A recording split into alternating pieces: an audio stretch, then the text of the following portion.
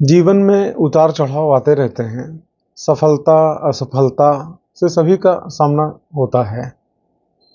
कई ऐसे भी लोग हैं कि जब असफलता से सामना होता है तो वो निराश हो जाते हैं और उनके चारों तरफ जो भी निगेटिविटीज होती है वो उसी में खो जाते हैं, कमियां ढूंढना शुरू कर देते हैं, अपनी किस्मत को कोसते हैं।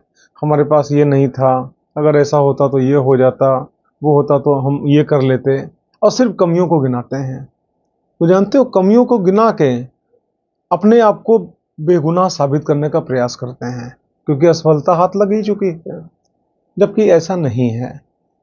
तमामों ऐसे उदाहरण मिलेंगे कि शून्य से लेकर और इन्फाइनाइट तक का सफर बहुतों ने पूरा किया है। राष्ट्रपति APJ अब्दुल कलाम का नाम आपने सुना होगा।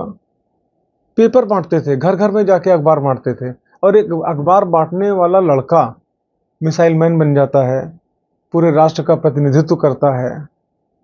तो वो भी चाहते तो हमारे पास तो कुछ है नहीं, हम तो पेपर बांटते हैं, हमारा जीवन यापन होता है, खाने को दिक्कत है, वो भी शांत होकर बैठ जाते हैं। लेकिन ऐसा नहीं।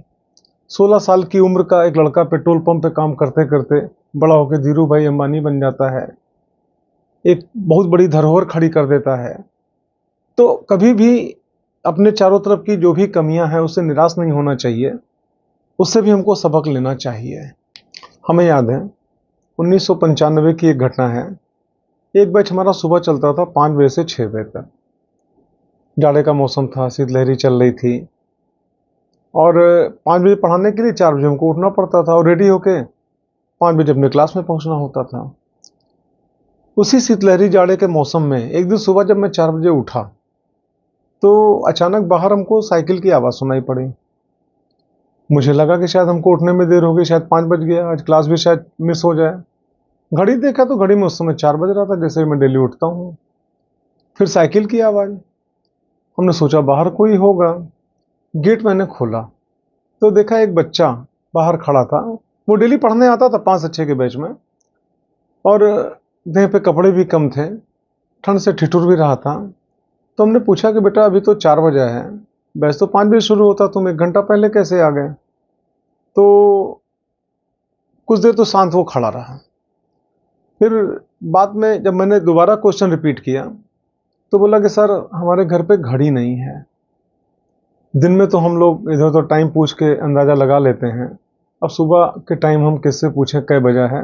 बस सो के उठे, हमको लगा कि टाइम हो गया होगा और हम चल दिए। और आप जानते हो, कम से कम 25 किलोमीटर साइकिल चला के वो लड़का आता था उतनी शीतलहरी में। फिर अचानक निगाह पड़ी उसके कपड़े में, यहाँ से हमको पेपर दिख रहा था, न्यूज़पेपर। तो हमने पूछा बेटा यहाँ पे न्यूज़पेपर अंदर क्यों डाले हो? तो बोला कि सर ये पुराना पेपर है। तो हमने कहा क्यों डाले हो? तो बोला कि सर साइकिल चला के 25 किलोमीटर से हम आते हैं तो यहाँ पे ठंड लगती है, तो ठंड ना लगे इसलिए हमने पेपर अंदर डाल रखा है, जिससे हमको ठंड नहीं लगती है, बचत हो जाती है। अजीब सा लगा।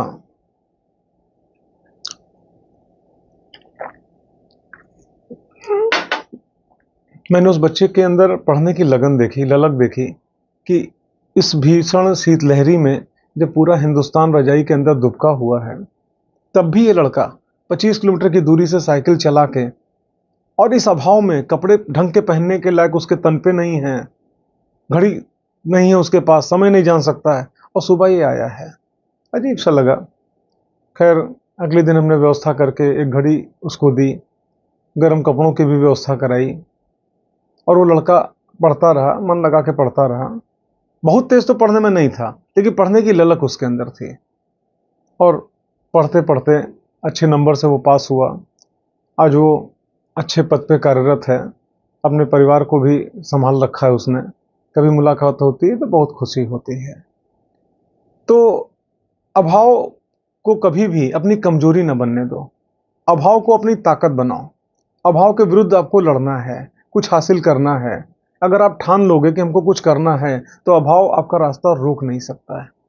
इसी कोरोना काल में सारे इंस्टीट्यूट बंद थे, पूरा हिंदुस्तान ठप पड़ा था, और मैं अपनी बात करूं, पूरा जीवन बीता बच्चों के बीच में, तो ऐसे आदमी को जब घर पे बैठना पड़ जाए तो एक अजीब सी बेचैनी होती थी। चाहते थे कि बच्चों के लिए क्या कर दें, लेकिन कर नहीं पा रहे थे। फिर रास्ता सूझा कि क्यों ना ऑनलाइन के माध्यम से बच्चों को मोटिवेट किया जाए, ऑनलाइन के माध्यम से ही बच्चों को पढ़ाया जाए। और उस समय हमारे पास वीडियो शूट करने के लिए हमारे पास ट्राइपॉड नहीं था, न लाइट की ढंग से व्यवस्था थी। कोरोना काल था, आ भी नहीं सकता था, मार्केट में उपलब्ध भी नहीं था। और अगर हम भी चाहते तो अभाव में आराम से बैठ सकते थे, भाई कुछ कर ही नहीं सकते, हाथ पैर खड़ा कर लेते अपना। लेकिन नहीं, जानते हो, टेबल के ऊपर एग्जैक्ट हाइट तक पहुंचने के लिए फिजिक्स की मोटी मोटी किताबों को रख के किस हाइट पे मोबाइल एडजस्ट होगा, मोबाइल एडजस्ट करके और पीछे ईंट लगा के, और तब मैंने वीडियो अपने शूट किए हैं। हमारे तमामों ऐसे लेक्चर इस प्रकार से शूट हुए हैं जिसका बच्चों ने लाभ उठाया। कोरोना काल में विषम परिस्थितियों में अगर मैं भी हार मान जाता तो ये जो 1,60,000 से ऊपर का परिवार हमारा है, ये हमारे पास ना होता, ये उपलब्धि हमारे पास ना होती। देखो, परिस्थितियां किसी का रास्ता नहीं रोकती हैं। रास्ता तब रुकता है जब आप परिस्थितियों से हार मान जाते हो। वो कहते हैं ना कि पंखों से कुछ नहीं होता, हौसलों से उड़ान होती है। तो अपना हौसला बुलंद रखो। आप जानता हूं कि आप में से तमामों ऐसे बच्चे हैं जो बहुत अमीर घर में पैदा नहीं हुए हैं, तमामों संघर्षों को झेल रहे हैं, वह झेला है। लेकिन जो उदाहरण मैंने दिया कि उस बच्चे के पास ठंडक में बचने के लिए कपड़े नहीं थे, पेपर यहाँ पे लगा के तब वो 20 किलोमीटर साइकिल चला के आता था, समय देखने के लिए जिसके पास घड़ी नहीं थी, ये स्थिति आपकी तो नहीं है। आप तो उससे बहुत बेहतर पोजीशन में हो। जिस पोजीशन में आप हो, हिंदुस्तान में कम से कम 1 करोड़ लोग ऐसे हैं कि जो आपको नसीब है वो उनको नसीब नहीं है। जब वो बच्चा कर सकता है तो आप क्यों नहीं कर सकते हो? बस करना ये कि आपको जिंदगी में संघर्ष करना पड़ेगा। संघर्ष से कभी पीछे मत हटो। संघर्ष तो भगवान ने भी किया। महलों में थे तो राजा थे, और महलों को छोड़ा तो राम राम बन गए। बस आपको भी संघर्ष करते रहना है, कभी भी निराश नहीं होना है, और संघर्ष करते करते सफलता हासिल करनी है। ईमानदारी से अगर आप मेहनत करते हो तो सफलता अवश्य मिलेगी, और ऐसी सफलता लंबे समय तक आपके साथ में रहेगी। तो आप संघर्ष करते रहो, सफलता अवश्य मिलेगी।